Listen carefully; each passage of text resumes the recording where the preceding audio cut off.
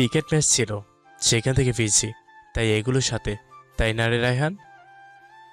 Ryan ভাইয়াকে খোঁচা মেরে তাড়া দিতে রায়ান ভাইয়াও ইমরান হাশমি ভাইয়ার সাথে তাল মিলিয়ে বলল। হ্যাঁ, একদম ঠিক।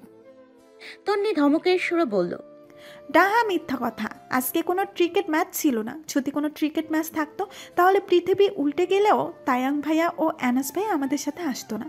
তারা দুইজন যে কীরকম ক্রিকেট পাগল তা আমার থেকে কেউ ভালো জানে না। নিশ্চয়ই ভাইয়া এদেরকে ক্রিকেটের জিনিসপত্র নিয়ে এখানে আসতে বলেছে, যাতে ওই ছেলেগুলোকে সবাই একসাথে মিলে শিক্ষা দিতে পারে। অ্যানাস ভাইয়াকে একা পাঠাবে না বলে মেসেজে তাদেরও ডেকে আনছে। আমি এবার অজ্ঞান হব। এরা তাহলে মোবাইলে এসব করেছে, আর আমি কত কিছু ভেবে ফেলছি। তায়াং ভাইয়া পেছন থেকে তন্নির হিজাবের ওপর খোপা টেনে ধরে বলল, মাতবর হয়ে গেছিস? আমাদের সবকিছু মুখস্থ হয়ে গেছে তোর? কি করি না করি সব দিকে খেয়াল কে দিতে বলে তোকে? ছোট আছিস, ছোটদের মতো থাকবি। দুয়ানার মানুষ, অথচ নজরদারি 6 আনার।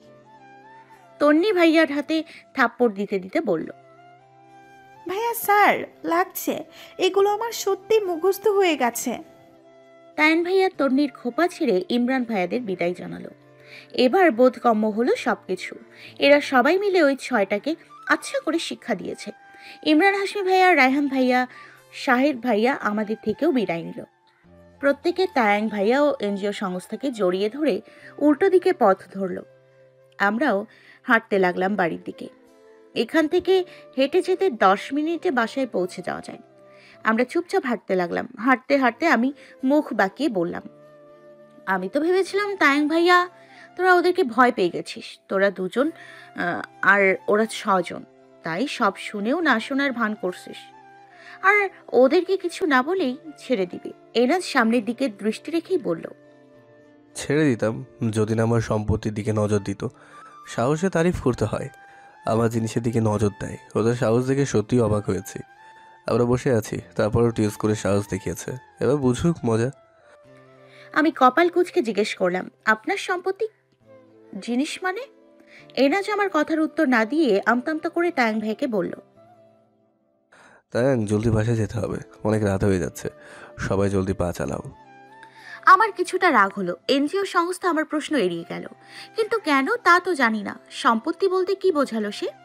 এসব ভাবতে ভাবতে আমি কিছুটা পেছনে পড়ে গেলাম। এতটাই ভাবনায় বিভোর ছিলাম যে চারিদিকে কোনো খেয়ালই ছিল না। হঠাৎ রাস্তার পাশে রাখা একটা ইটের সাথে বেঁচে পড়ে যেতে নিলেই পেছন থেকে কেউ আমাকে ধরে ফেলল। ঘাড় ঘুরিয়ে দেখি এনাজ। সে দ্রুত আমাকে ধরে দাঁড় করালো। তারপর কানের সামনে ফিসফিস করে বলল, আশেপাশে খেয়াল করে হাঁটবে। সবসময় তো আমি থাকবো না যেভাবে পড়ে যাওয়ার হাত থেকে বাঁচাবো।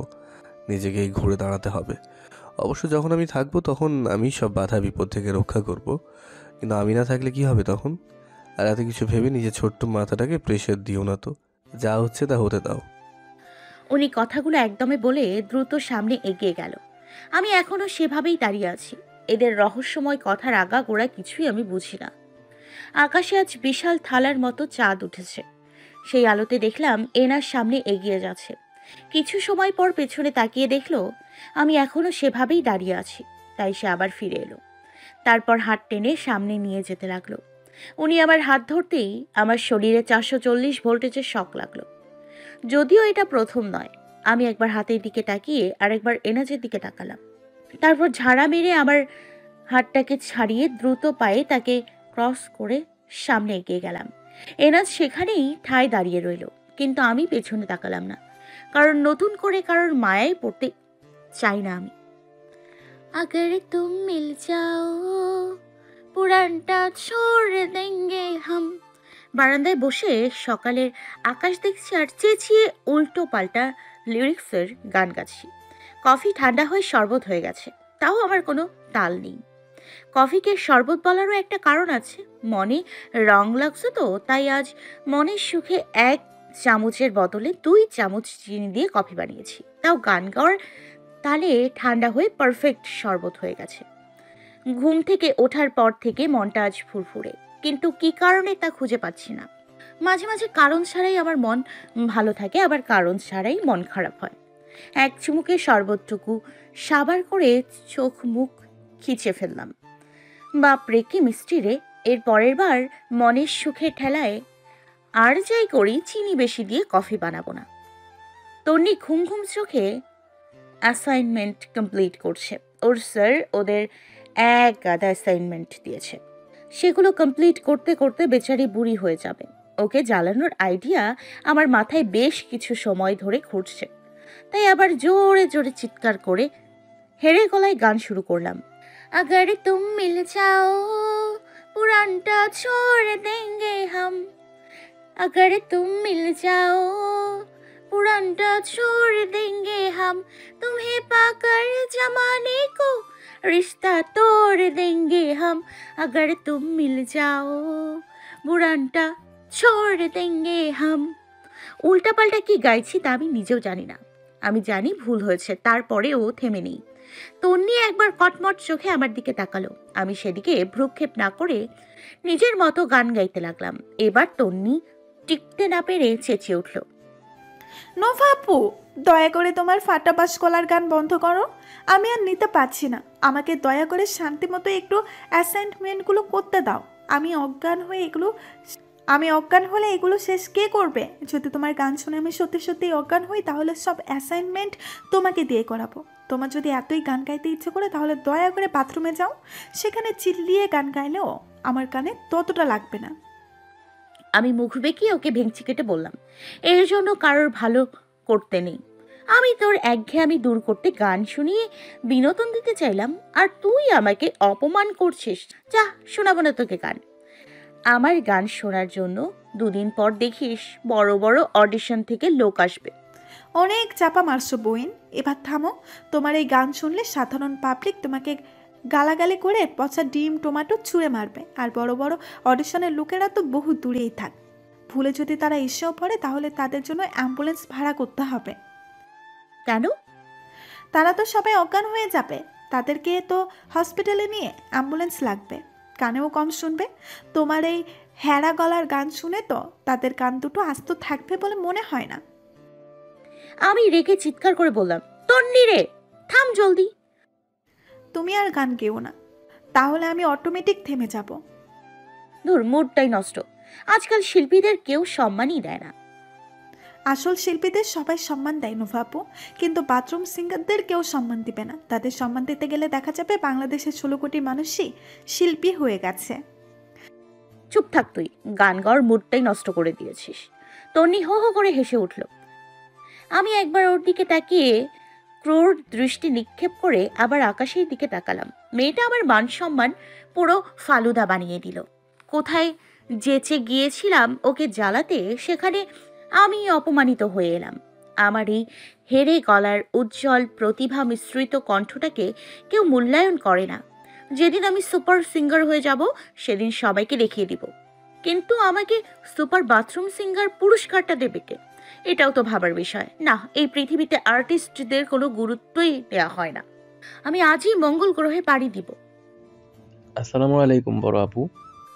কলেজ গেট দিয়ে আমি তন্নি শারমিন ঢুকতেই রনক আমাকে দেখে বিশাল বড় একটা সালাম দিল। আমি ভিলেন স্টাইলে একটা হাসি দিয়ে সালামের উত্তর দিলাম, ওয়ালাইকুম আসসালাম ছোট ভাই।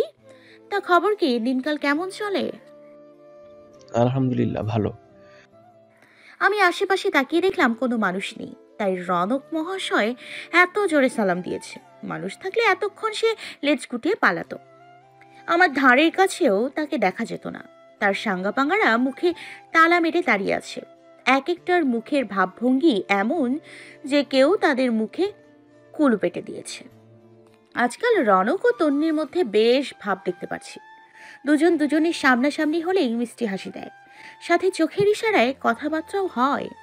লক্ষণ বেশি সুবিধার ঠেকছে না আমার কাছে। মন বলছে এদের মধ্যে কোনো চক্কর চলছে। তন্নিরে ঠাসিয়ে ধরতে হবে, এমনভাবে ব্ল্যাকমেল করে কথা বের করতে হবে যেন সাপও না মরে আর লাঠিও না ভাঙে। এদিক সেদিক তাকিয়ে হাই তুলে রনককে উদ্দেশ্য করে বললাম, সূর্য আজ বোধহয় পশ্চিম দিকে দিয়ে উঠেছে। আমার কথা শুনে রনক বোকার মতো জিজ্ঞেস করলো, কোথায় না তো, সূর্য তো পূর্ব দিকে উঠেছে। পশ্চিম দিক দিয়ে উঠলে তো এতক্ষণে কিয়ামত হয়ে যেত। সোজা জিনিস বুঝেও না বোঝার ভান কেন করেন? আমি কোন হিসেবে কথাটা বলেছি তা তো আপনি জানেন, তাহলে আবার বোকা সাজছেন কেন? আমি কিঞ্চিত বিরক্তির সহিত রনককে কথাগুলো বললাম। রনক মাথা চুলকাতে চুলকাতে তন্নির দিকে তাকিয়ে চোখের ইশারা করলো।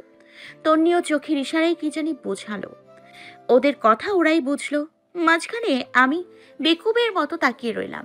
শারমিন তো সেই কখন থেকে হাঁ করে তাকিয়ে আছে। বেচারি আমাদের কারোর কথারই কিছু বুঝতেই পারছে না। আমি কপাল কুঁচকে জিজ্ঞেস করলাম, কি হচ্ছে এখানে? তন্নি ইতস্তত গলায় বলল, কই কিছু না তো। আমি তো দেখলাম এখানে কিছু হচ্ছে, আই কানেক্টেডও দেখলাম। তা দুজনের চোখে চোখে কি কথা হলো? ভাবসাব তো আবার ভালো ঠেকছে না। কি চলছে দুজনের মধ্যে? রনক কিছুটা চমকে বলল, কি আর চলবে, আমি তো শুধু ওর দিকে তাকালাম, তাদের কি দোষ হয়ে গেল? শুধু তাকালে দোষ হতো না, কিন্তু চোখ চোখ তথ্য আদান প্রদান হয়েছে, তাই দোষ হয়েছে। রনক মৃদু স্বরে আমাদের বলল, তেমন কিছুই না। সাথীরগুলোকে উদ্দেশ্য করে বলল, এই চল তোরা। আসছি। রনক আসছি কথাটা তন্নির দিকে তাকিয়ে বলে দ্রুত প্রস্থান করলো। শব্দটা উচ্চারণ করার সময় যে রনকের দুই ঠোঁটের মাঝখানে এক চিলতে হাসি ফুটে উঠেছিল, তা অন্য কেউ খেয়াল না করলেও আমার জহুরির চোখের আড়াল হয়নি। যে জিনিসটা আমার সন্দেহ হবে আমি সেটা জহুরির তীক্ষ্ণ চোখে লক্ষ্য করি, তাই তেমন কিছু নজরে এড়ায় না।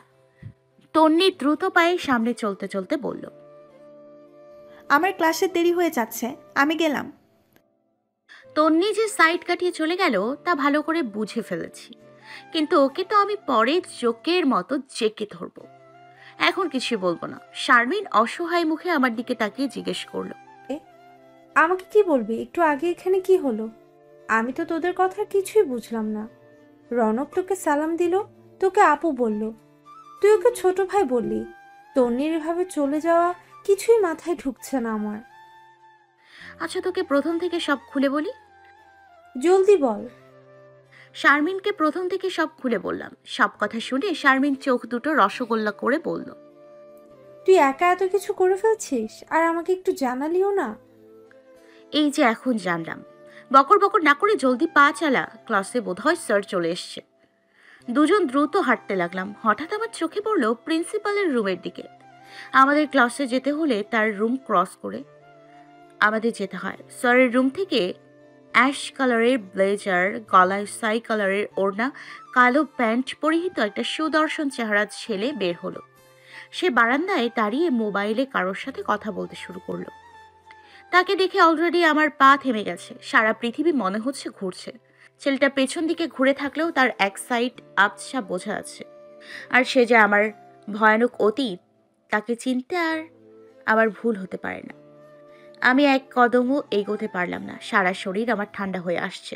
আমার মস্তিষ্ক তখন একটা কথাই জানান দিল, তা হলো, নোভা, এখানে থেকে পালা, নয়তো তুই তোর অতীতের সম্মুখীন হবি, যা তোকে আবারও কুড়ে কুড়ে বেঁচে থাকার অদম্য ইচ্ছেটাকে মেরে ফেলবে। আমিও মস্তিষ্কের কথা সায় দিলাম। সে আমার দিকে ঘোরার আগেই আমি পেছন দিকে দৌড় দিলাম। পেছন থেকে শারমিন ডেকে বলছে, এই নোভা, কি হয়েছে তোর? তুই দৌড়াচ্ছিস কেন? বলবি তো কি? ওর কথা শোনার টাইম নেই আমার। আমি ওই মানুষটার মুখোমুখি হতে চাই না, কিছুতেই চাই না। এর জন্যই তো সব ছেড়ে এখানে চলে এসেছি। কলেজের পেছন দিকে এসে হাঁপাতে লাগলাম। আর একটু সময় সেখানে থাকলে আমি নির্ঘাত জ্ঞান হারাতাম, কিন্তু আমি কিছুতেই বুঝতে পারছি না সে এখানে কেন।